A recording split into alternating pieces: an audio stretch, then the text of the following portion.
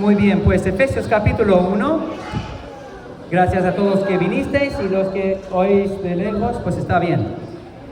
Aquí Efesios capítulo 1, versículo 2 dice: gracia y paz a vosotros de Dios nuestro Padre y del Señor Jesucristo. ¿Quién quiere decirme qué significa la gracia? Creo que lo dije anteriormente. ¿Qué significa la gracia? ¿Quién quiere decirlo?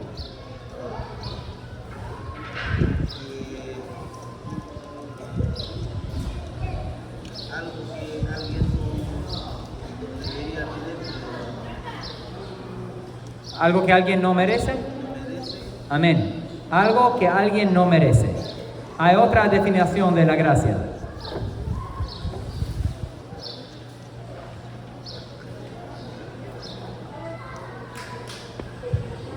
El amor o las peticiones de Dios. ¿Sí? Que podemos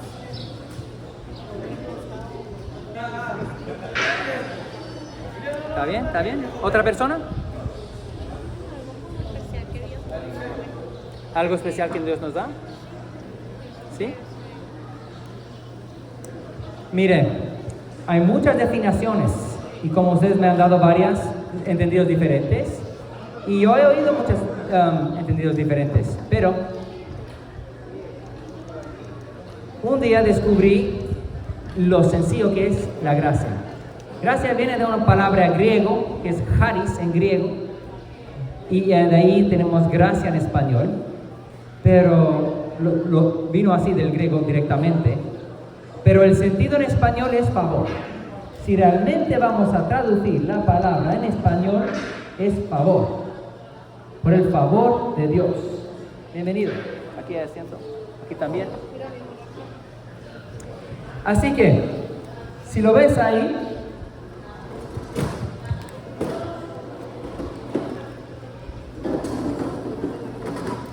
favor y paz a vosotros. Fíjate, si usted tiene el favor de Dios, entonces, pues Dios de su favor te da fuerza, te da paz, te da la salvación, te da todo de su favor. Quiere decir que Dios está sonriendo sobre ti, ¿verdad? El favor de Dios. Por el favor de Dios somos salvos. Vale. Pues seguiremos leyendo, versículo 3 dice: bendito sea el Dios y Padre de nuestro Señor Jesucristo, que nos bendijo con toda bendición espiritual en los lugares celestiales en Cristo. Esto se aplica a los cristianos nacidos de nuevo. Según nos escogió en Él antes de la fundación del mundo, para que fuésemos santos y sin mancha delante de Él. Así que antes de crear este mundo, Dios ya sabía quiénes íbamos a creer en Él. Y los que Él conocía que íbamos a creer en Él, Él nos escogió. ¿Para qué? Para ser santos. ¿Qué significa la palabra santo? Amén, estar aparte. Perfecto. Apartado de Dios. Más amplificado. Separado del pecado para Dios, apartado del pecado para Dios. Amén. Eso lo expliqué en otra reunión, ¿verdad? Para los que no lo recuerdan o los que no estaban aquí, es como si yo, por ejemplo, tenía un vaso bonito y esperaba que el rey venía a mi casa. ¿Yo qué haría? Si ese vaso es para el rey, yo lo apartaría para que nadie lo use, para que está dispuesto para que cuando él venga, ¿verdad? Bueno, pero primero tenía que limpiarlo, no con sucio, no con comida, ahí pondría ese vaso. Así que limpiado y apartado para el uso de alguien.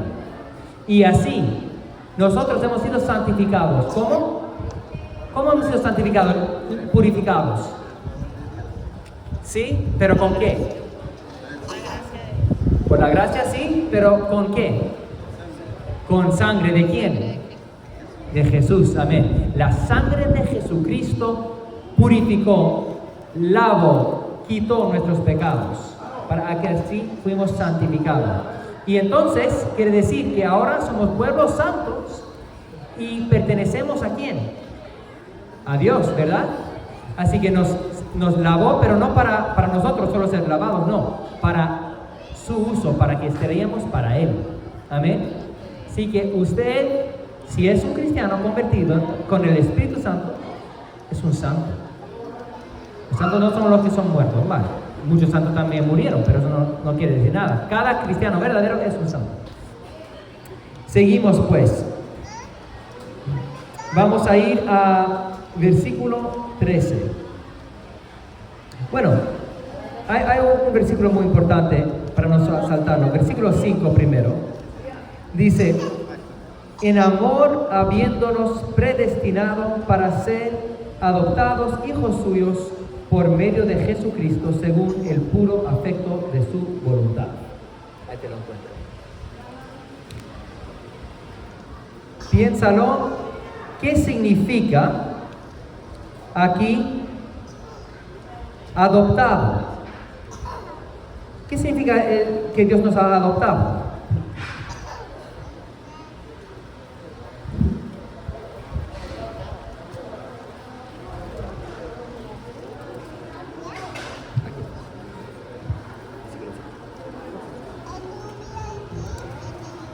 Pues mira, hay una palabra que no existe en español y yo lo inventé esta mañana. Se llama rehijado. Si tienes un hijo y se fue de ti, porque toda esa creación éramos un hijo de Dios, y nos fuimos de Dios tras el diablo cuando pecamos. Al arrepentir, poner la fe en Jesucristo, los cristianos hemos nacido de nuevo, hemos recibido el Espíritu Santo. Entonces nos hicimos de nuevo hijos de Dios. Y ese es el sentido de la palabra griego. Pero en español, tampoco en inglés, tenemos esa palabra, hijado. El verbo de ser hecho un hijo. Y esa es la palabra aquí. Porque adoptado significa el hijo de otro, ¿verdad? Pero no, éramos originalmente los hijos de Dios. Pero nosotros por desobediencia seguimos al diablo y le llamamos al diablo nuestro padre. Pero cuando nos arrepentimos y pusimos nuestra fe en Jesús, así se salva uno, ¿verdad? Así uno acepta a Jesús, arrepentimiento por el pecado y la fe en Jesucristo. Entonces recibimos el Espíritu Santo, el nuevo nacimiento, y fuimos rehijados, hechos hijos de nuevo. Es el sentido aquí, adoptado, pero la dificultad que no existe la palabra, pero ahora ya existe, ¿verdad? Rehijados, hechos de nuevo hijos de Dios. Aleluya. Pero quiero preguntaros una pregunta. Mira aquí este versículo, otra vez versículo 4. ¿Cuándo nos escogió Dios para que fuésemos santos? ¿Cuándo lo escogió Dios? ¿Cuando nosotros nacimos? ¿Cuando nosotros creímos en Jesús? ¿Cuándo lo escogió Dios? Dilo, vamos a ver. Desde antes de la creación. Amén, desde antes de la creación. Así que dice en el primer versículo de la Biblia, en el principio Dios creó el cielo y la tierra. Pudiéramos poner un versículo antes de ese versículo. Antes del principio, Dios escogió y si usted es un cristiano nacido de nuevo, pon tu nombre ahí. Yo puedo poner mi nombre ahí. Antes de crear el mundo, Dios me escogió a mí, Daniel, para ser santo. Y a cada uno, a Jorge, Dios le escogió a ser santo. Antes de crear el mundo, fíjate, y a cada uno de nosotros, si hemos nacido de nuevo, Dios nos ha escogido ser santos. Y tú, si lo piensas, antes de crear este universo, Dios ya estaba pensando en ti. ¿Cómo te hace sentir eso? ¿Especial? ¿Honrado? Hombre, claro. Antes de las estrellas, antes del sol, antes de este planeta, ningún elemento fue creado. Y el cielo fue creado, porque el cielo mismo fue creado esos mismos 6 días. Como dice en Éxodo, en 6 días creó Dios el cielo y la tierra. Incluso el cielo donde Dios está no existía. Dios lo creó todo en 6 días. Pero antes de eso, estaba pensando en ti. Pensando, yo voy a tener estos hijos. Y conociéndonos por nombre. Y a ver, ¿cuáles son mis planes para estos hijos? Mis planes son que estos hijos serán santos. Serán limpiados de su pecado que van a cometer. Serán puros, serán para mí. Me amarán a mí y yo les amaré a ellos. Me orarán y yo les contestaré. Y poco a poco durante la vida iré cambiándoles a la imagen, la semejanza de mi Hijo Jesucristo. Todo eso Dios lo tenía planeado desde antes de decir, sea la luz. Fíjate. Recuérdalo. Vale, seguimos aquí. Sí.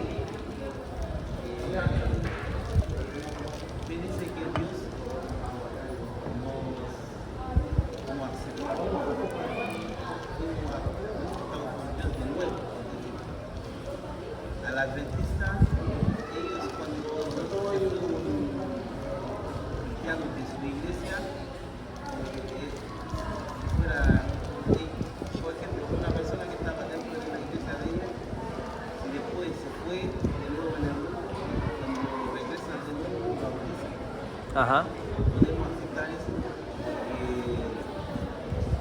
a lo que decía Si ya eran, ¿por qué de nuevo bautizar? Estás diciendo. Si ya eran cristianos antes, ¿por qué bautizarles otra vez? Eso es lo que estás diciendo. que nosotros como humanos estábamos por Dios y fuimos por el tema del pecado y Dios nos aceptó de nuevo. Sí. Y ellos bautizan a la persona de nuevo para que sean los santos. Sí. Podemos, si quieres, charlar un poco más después de esto después de la reunión. Porque entiendo tu pregunta, pero no lo entiendo completamente. Pero después charlamos un poco más. Entonces, ahora, vamos al versículo 14. Y hay una palabra ahí que se llama arras. A-R-R-A-S. ¿Quién entiende la palabra arras? ¿Alguien aquí? Arras, nadie lo entiende. Tampoco en Senda 2 nadie lo entendía. Será una palabra no bien entendida hoy en día. Aquí. Bueno, vamos a leer versículos 13 y 14. En Él, eso es en Jesucristo, también vosotros, habiendo oído la palabra de verdad, el evangelio de vuestra salvación, y habiendo creído en Él, fuisteis sellados con el Espíritu Santo de promesa, que es las arras de nuestra herencia hasta la redención de la posesión adquirida para alabanza de su gloria. Bien profundo, ya te lo explico. Vale, entonces nosotros, versículo 13, cuando creímos en Dios, fuimos, dice, sellados con el Espíritu Santo. Así que la creencia que uno tiene en su mente nadie lo puede ver, ¿verdad? El Espíritu Santo nadie lo ve tampoco, pero sí que vemos los frutos del Espíritu Santo: el amor, paciencia, fe, benignidad, humildad, mansedumbre, toda esa cosa, los frutos del Espíritu Santo, una vida cambiada, ¿verdad? Y después dice que eso es una sella de nuestra herencia y también es las arras de la herencia. Es así, si por ejemplo tu padre sería un rico, te deja una herencia de $1.000.000, pero tú no vas a recibir esa herencia hasta que él muera. Hoy, como prueba de esa herencia, ese $1.000.000, te da $1.000, algo pequeño que es como un depósito, prueba de lo más grande venidero. Y eso es lo que se llama arras. Es una terma legal que se usa cuando hay, por ejemplo, un testamento, una herencia grande, así entiendo. Entonces, la herencia que vamos a heredar, ¿cuál es? La vida eterna, el cielo, ¿verdad? Ahora no lo podemos ver, pero Dios nos dio algo que sí que podemos ver: el Espíritu Santo. Aunque no le vemos el efecto en nuestra vida. Vemos que tenemos victoria sobre el pecado y el gozo del Señor, ¿verdad? Una vida transformada, amén. Entonces, tú ves eso, yo veo eso. Cuando yo veo el milagro que el Espíritu Santo hizo en mi vida, veo, sí, el cielo lo tengo garantizado. No tengo la gran herencia, pero tengo las arras aquí, el depósito, el Espíritu Santo. ¿Está clarito ahora? Amén. Cada vez que miro abajo, el aire mueve y pierdo mi lugar. Vale, pues ahora vamos a ir a Efesios. Todo este capítulo es preciosísimo, lo puedes leer cuando quieres, pero vamos solo mirando unos puntos muy, muy bellos y sencillos y importantes para ustedes hoy. porque es muy profundo. Vale, el siguiente capítulo, capítulo 2, que tenemos aquí en esta misma página, y versículo 1. Y Él, Dios, os dio vida a vosotros, cuando estabais muertos en vuestros delitos y pecados. ¿Ustedes estaban muertos? Sí. ¿Cómo? ¿Muerto cómo? ¿Físicamente? O sea, estábamos vivos físicamente, pero espiritualmente estábamos muertos. Sí. Muerte espiritual. Espiritual. Eso es cuando la vida espiritual es la conexión con Dios, comunión con Dios. La muerte espiritual, pues, es la falta de comunión con Dios. Cuando uno está apartado de Dios es la muerte espiritual. Y nosotros, cada ser humano, antes de nacer de nuevo, estaba muerto espiritualmente. Entonces, cuando nosotros estando muertos, Dios nos dio vida. Aleluya. ¿Cuántos lo creen? Levanta la mano. Aleluya. Qué bien. Pero voy a decir una cosa. ¿Alguien muerto puede hacer algo de valor? Quiero enfocar un poco más aquí en lo muerto. No. Si tú quieres que se hace una limpieza aquí, no vas a agarrar unos muertos para hacerlo, que se quedan ahí sin mover, ¿verdad? No pueden hacer nada agradable a Dios. Por eso yo voy a leer un par de versículos en Romanos, pero quédase ahí donde estáis, porque no van a perder tiempo buscándolo. Yo lo voy a leer aquí rapidito.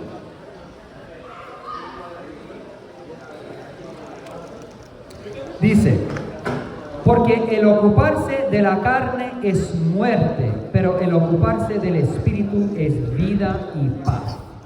Entonces, bueno, está explicando, la gente que está sin Cristo, los inconversos, los que no han nacido de nuevo, se ocupan solo de las cosas de esta carne, y habla específicamente de la carne, aquí en ese sentido en Romanos 8, quiere decir el pecado. Los deseos pecaminosos de la carne, no los deseos normales, comer, dormir, vestirse, eso es normal, ¿vale? Pero los deseos pecaminosos de la carne. Y dice, el ocuparse de la carne es muerte, pero el ocuparse del espíritu es vida y paz. Y después dice, Romanos 8:8, y los que viven según la carne no pueden agradar a Dios. Esto fue Romanos 8, versículos 6 y 8, pero ya no terminaba ahí leyendo. Los que viven según la carne no pueden agradar a Dios. Así que, alguien sin el Espíritu Santo, sin haber nacido de nuevo, ¿puede agradar a Dios? ¿Sí o no? ¿Cómo? ¿Cómo dijo? Y los que viven según la carne no pueden agradar a Dios. Así que alguien sin el Espíritu Santo puede agradar a Dios. No. Uno que no se ha arrepentido, ha puesto su fe en Jesús, ha recibido el Espíritu Santo, puede esforzarse toda la vida a servir a Dios.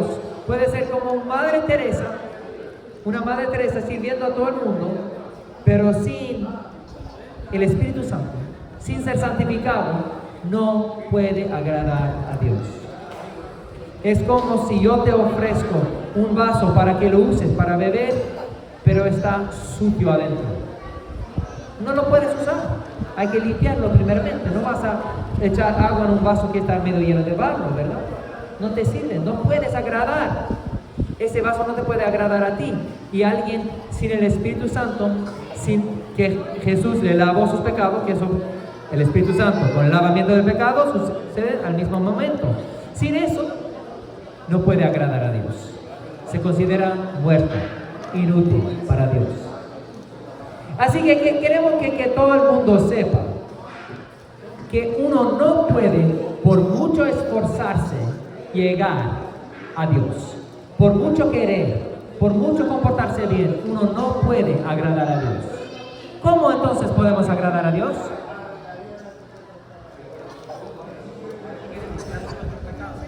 ¿Cómo? ¿Arrepintiéndonos? Tenemos que arrepentirnos, entonces ¿qué? Pedir perdón, arrepentirnos. Y el arrepentimiento es el estar dispuesto a dejar el pecado, ¿verdad?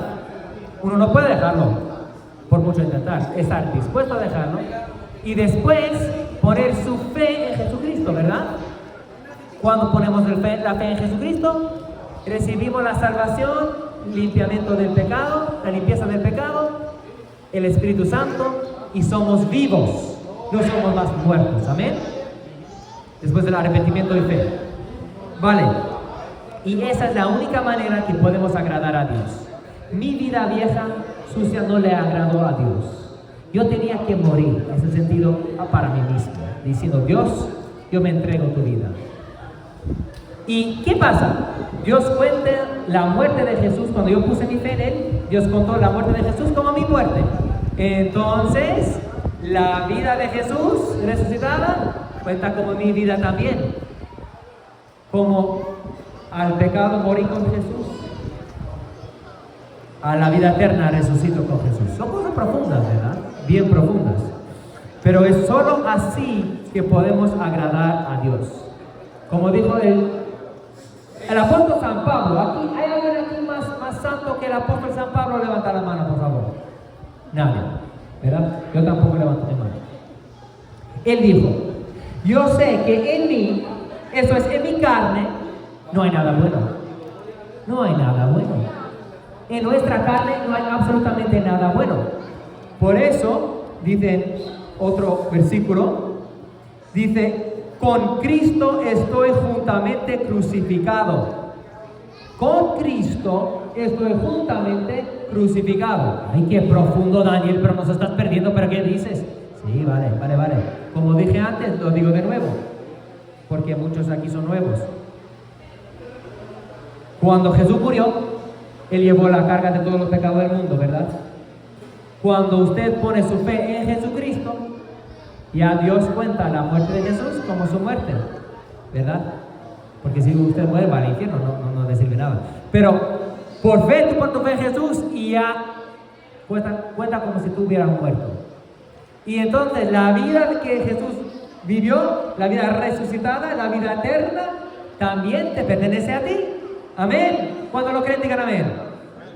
Amén. Dígalo más fuerte que no lo oí. Amén. Amén. Muy bien. Así, por eso funciona el Evangelio, por eso funciona la salvación, por eso solamente por la fe, ¿verdad? No por las obras. Porque con esto de muerto y vivo quiero mostraros que nosotros, en nuestra carne, no hay nada bueno, ni en la carne del apóstol San Pablo había nada bueno. En nuestra carne no hay nada bueno, por eso en nuestra carne no queda otra cosa más que morir. Y decir: yo no, Señor, aquí estoy mi vida, yo me muero a mis deseos, a todo lo que soy.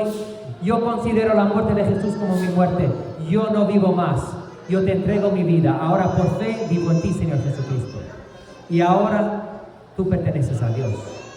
Ahora vives la vida eterna en Cristo Jesús. Esto es bien profundo. ¿Alguien tiene una pregunta?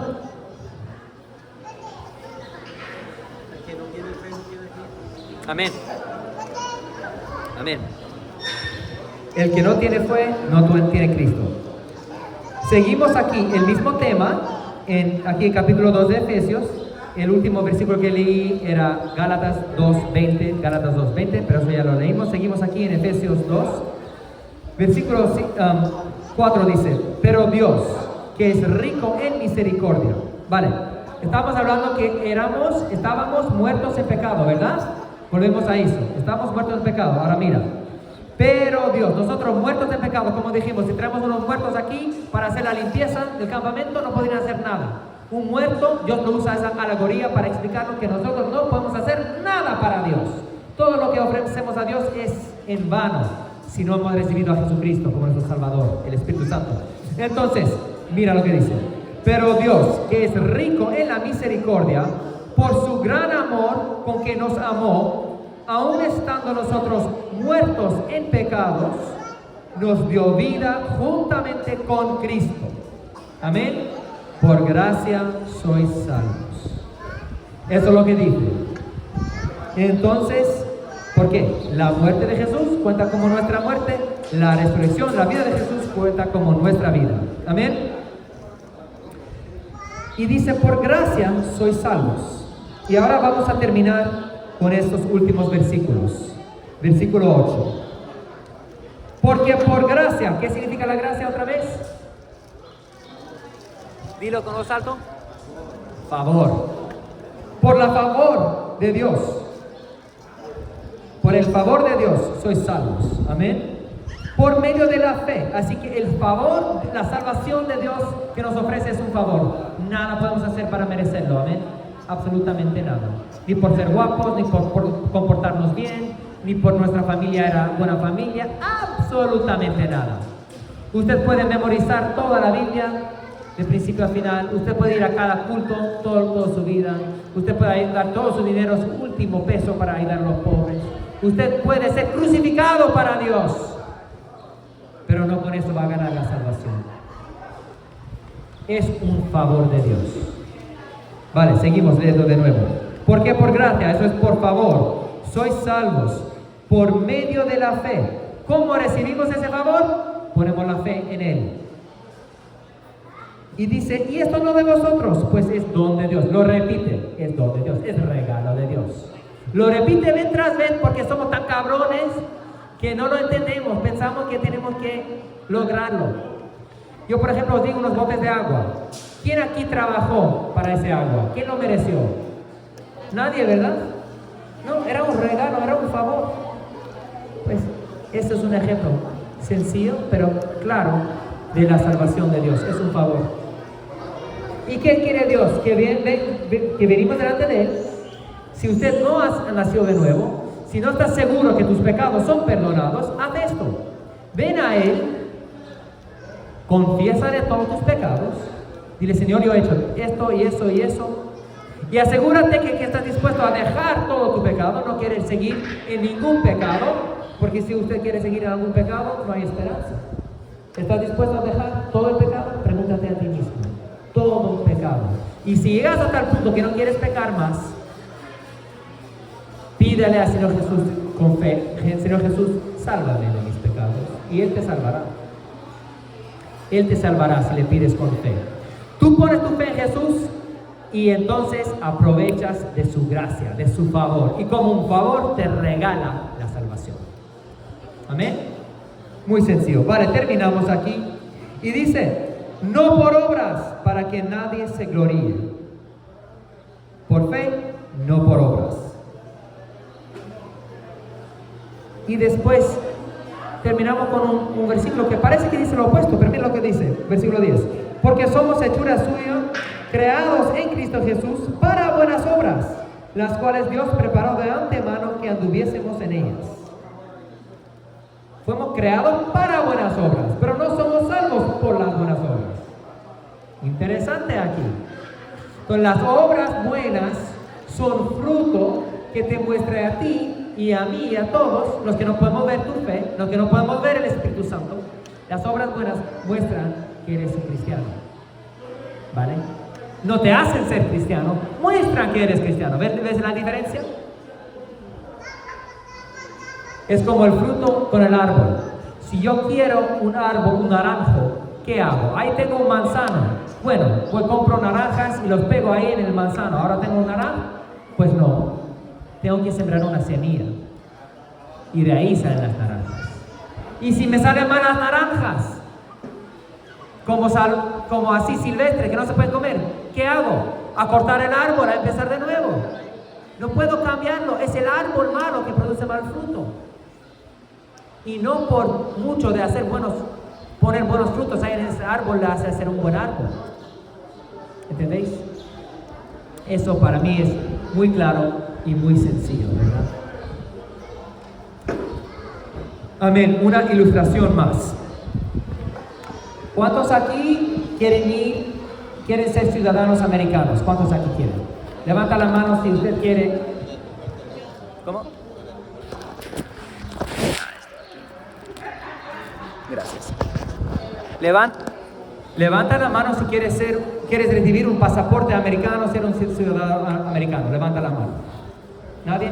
¿Todos? Vale, mira.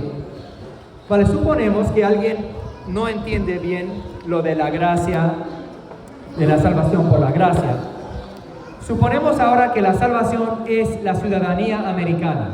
Los que quieren ser americanos, ven para acá, por favor.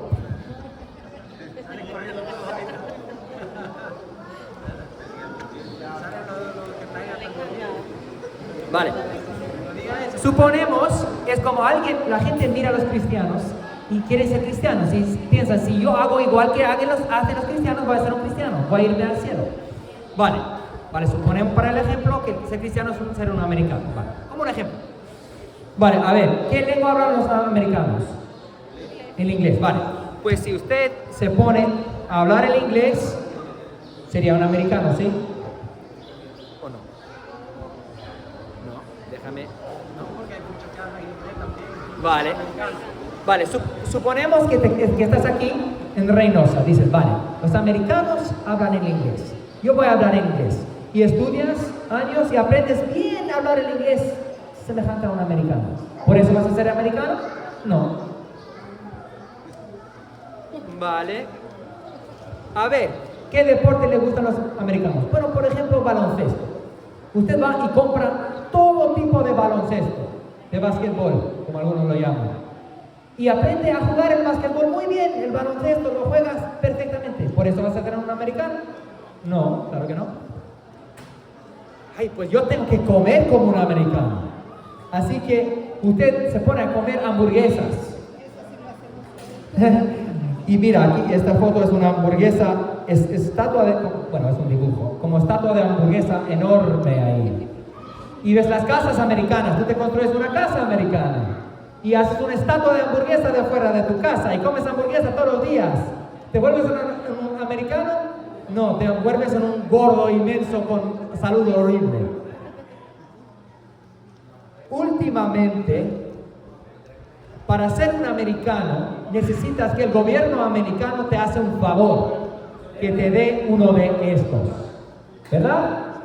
Cuando usted tiene uno de estos, ya, sin las hamburguesas, sin la casa, sin la ropa americana, sin saber el inglés incluso, y sin jugar el baloncesto, usted sería americano. Amén. Entonces, dejamos el ejemplo y volvemos a lo serio. Para ser un cristiano, usted no es por ir a la iglesia, aunque es bueno que vayas, y hay que ir para aprender, como ustedes están aquí. Leyendo la Biblia, hay que hacerlo, leer, y todas esas cosas, obedecer a Dios. Pero poniendo las frutas es como poniendo naranjas dulces en un naranjo que es así, asqueroso. El árbol no está cambiado. Necesitas un cambio interior. El Espíritu Santo es el único que puede darte ese pasaporte, que puede cambiarte a ser un hijo de Dios. Amén. Y recuerda, si usted no recibió el Espíritu Santo, tampoco tiene sus pecados perdonados, tampoco puedes agradar a Dios. Dios te considera muerto en pecados. Muchos podemos llegar a la iglesia con la Biblia y no tenemos el Espíritu. Sí. No hemos recibido el Espíritu Santo. Sí. El Espíritu Santo, lo repito, por si hay alguien aquí que me está escuchando que no sabe bien, poniendo su fe en Jesús. Recibe por fe, por gracia, por medio de la fe. Te arrepientas y pones tu fe en Jesucristo y Él como gracia, como un favor, te da el Espíritu Santo y con eso tienes seguridad de que vas al cielo y eres el Hijo de Dios. Amén.